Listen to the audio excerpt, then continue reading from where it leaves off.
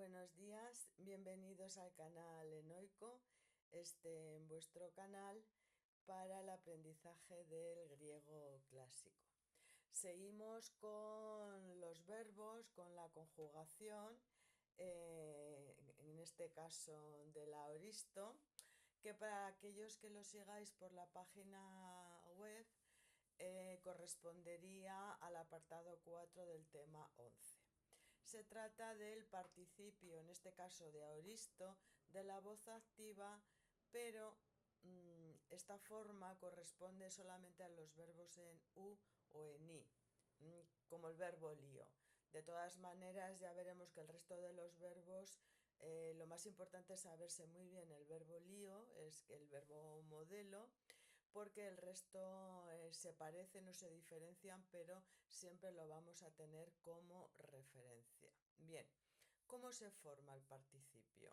Como vimos en el participio de presente, a la raíz verbal se le añaden una serie de sufijos que convierten el verbo en un adjetivo, porque el participio es un adjetivo verbal.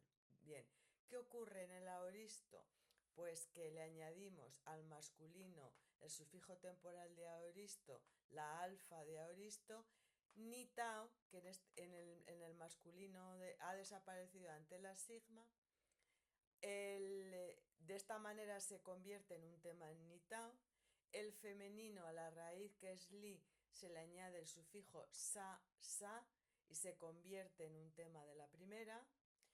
Y el neutro es como el masculino, pero al ser neutro no tiene desinencia en nominativo y vocativo, la tau en posición final desaparece y por eso nos queda lisan. De manera que se convierte en un adjetivo en tercera declinación, primera, tercera. Exactamente igual que pas, pasapan. El adjetivo pas, pasapan. Os remito al vídeo en la que grabé el adjetivo 313 pas, pasapan. Entonces, su declinación queda así. En el singular, lisas, lisasa, lisan. Recordar que la ni tau ante la sigma desaparece, pero como delante hay una alfa, pues se queda como tal. El neutro es el tema puro, lisan, lisasa, lisan, lisanta, lisasan, lisan, genitivo singular, lisantos. Lisases, lisantos, porque en el femenino sigue la declinación de la primera declinación que tiene genitivo y dativo en eta. Dativo lisanti, lisase, lisanti. Plural, pues seguimos con la declinación lisantes, lisasai, lisanta, lisantes, lisasai, lisanta, acusativo plural lisantas, lisasas, lisanta, lisanton, lisason, lisanton, lisasi, en el dativo del plural el masculino y el neutro, la ni tau desaparece ante la sigma. Esto es lo mismo que explicamos en los vídeos correspondientes a los temas en ni tau, las leyes fonéticas. Era lisasi, lisasais, lisasi.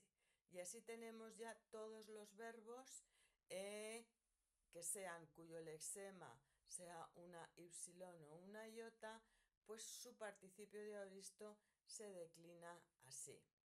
Por ejemplo, el verbo cío,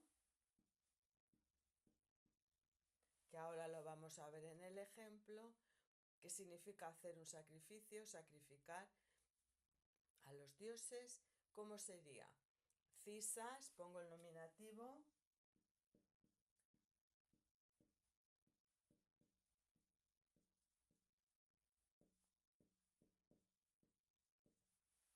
sería así. Y ya simplemente tenemos que declinarlo.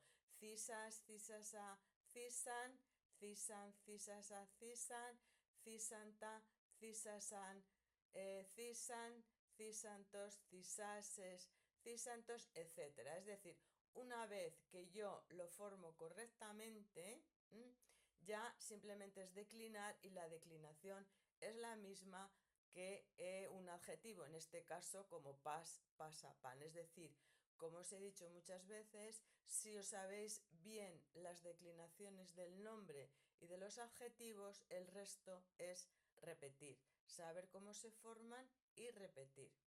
Vamos a ver ahora cómo lo vamos a traducir, a qué equivale el participio de aoristo de la voz activa.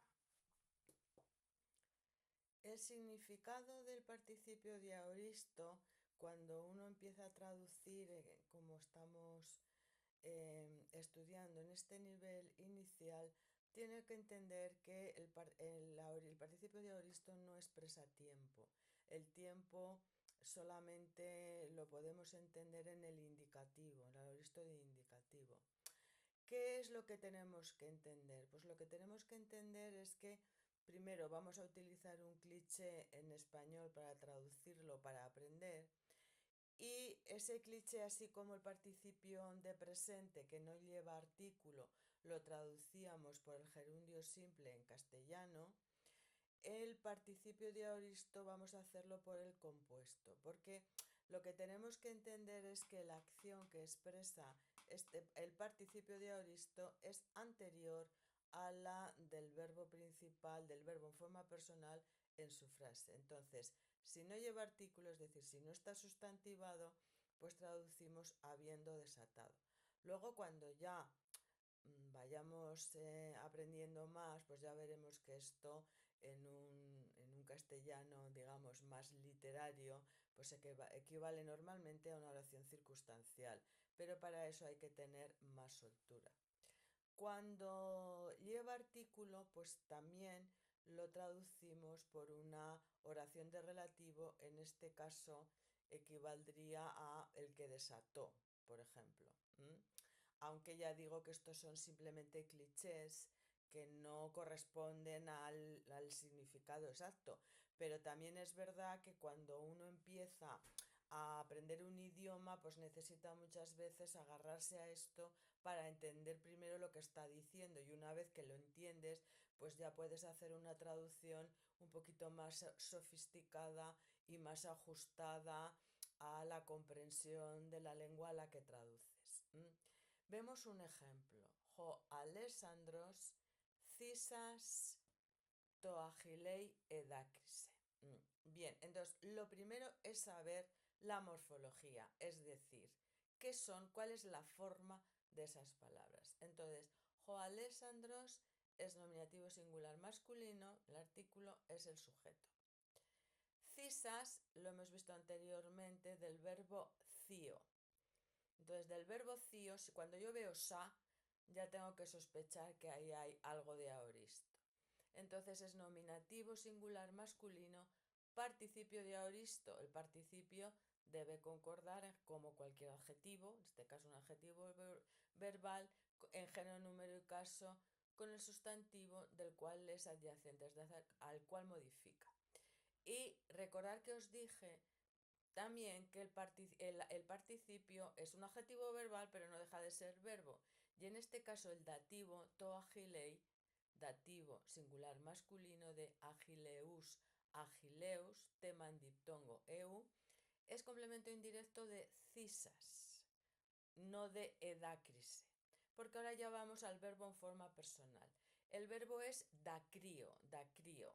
Entonces, epsilon es el aumento. Ya está. Ahora sabemos que los tiempos que llevan aumento son los que indican pasado, y hemos estudiado hasta ahora el imperfecto y el aoristo de indicativo. En la terminación se me indica que esto es tercera persona del singular del aoristo de indicativo de la voz activa, el verbo dacrío, que significa llorar. Entonces, una vez que yo ya sé lo que es cada cosa, cada palabra, pues ya puedo traducirlo en correspondencia. Entonces, sujeto Aquiles, adyacente, modificador de Aquiles, cisas, participio de aoristo, entonces significa realizar, sacrificar o realizar un sacrificio, en este caso en honor de alguien, que es el dativo. Entonces, habiendo realizado un sacrificio, es lo que significa el verbo, toagilei, en honor de Aquiles, ahora ya traduzco el el verbo en forma personal, como es aoristo, pues equivale a nuestro pasado indefinido. Lloró. ¿Qué es lo importante que yo tengo que entender aquí? Pues yo lo que tengo que entender es que primero realizó el sacrificio y luego lloró. A diferencia de si fuera presente, que serían simultáneos, aquí lo que nos indica el aoristo es que primero se realizó esta acción.